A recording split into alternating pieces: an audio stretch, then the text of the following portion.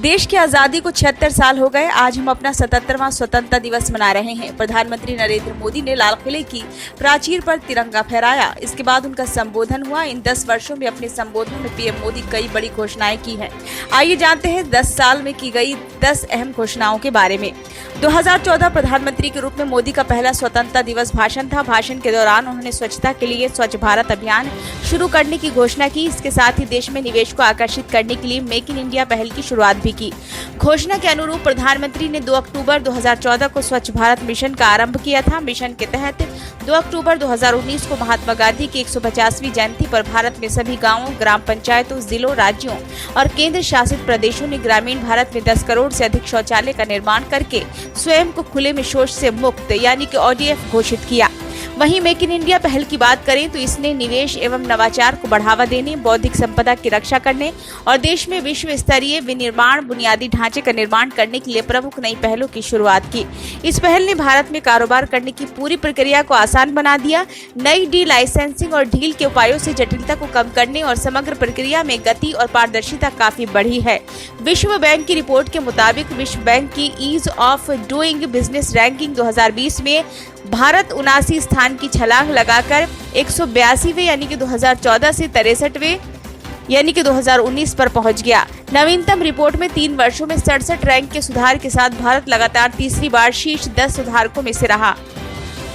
PM Modi के दूसरे स्वतंत्रता दिवस भाषण में startup India, stand up India नारा दिया था। ये योजना 5 अप्रैल 2016 को शुरू की गई, जिसका उद्देश्य अनुसूचित जाति, अनुसूचित जनजाति और महिला उद्यमी को 10 लाख से 1 करोड़ रुपए तक बैंक ऋण सुलभ कराना है। 2019-20 में स्टैंड अप इंडिया योजना को 2025 तक बढ़ा दिया गया।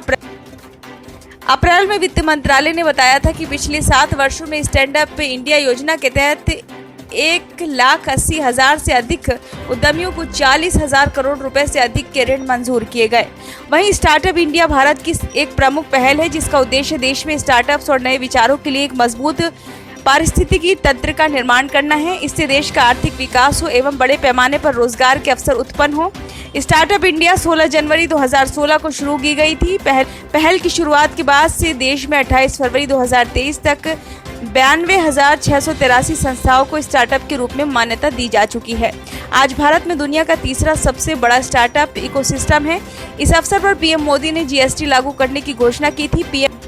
पीएम ने कहा था कि GST के द्वारा टैक्सेशन का एक प्रकार से समानता का समान व्यवस्था का परिणाम आने वाला है, जो भारत जोड़ने का भी एक काम करेगा। इसके बाद GST को 1 जुलाई 2017 से प्रधानमंत्री नरेंद्र मोदी द्वारा भारत के तत्कालीन राष्ट्रपति प्रणब मुखर्जी की उपस्थिति में संसद के सेंट्रल हॉल में एक मध्यरात्रि समारोह में लॉन्च किया गया था।